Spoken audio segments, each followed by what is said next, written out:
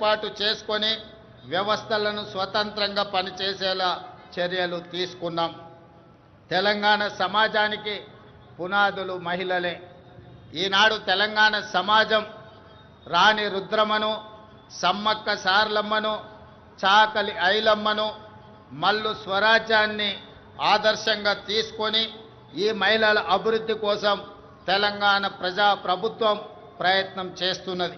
అందుకే 1 కోటి మంది ఆడబిడ్డలను కోటీశ్వరులుగా చేయాలనే ఉక్కు సంకల్పంతో ప్రజా ప్రభుత్వం ముందుకు వెళ్తున్నది. మహిళల ఆర్థిక స్వావలంబనకు ఇందిరా మహిళా శక్తి పాలసీని ఆవిష్కరించుకున్నాం.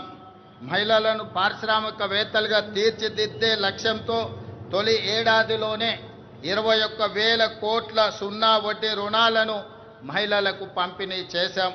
పాఠశాలల్లో మౌలిక వసతులను కల్పించేందుకు పనులను అమ్మ ఆదర్శ కమిటీలకు అప్పచెప్పాం.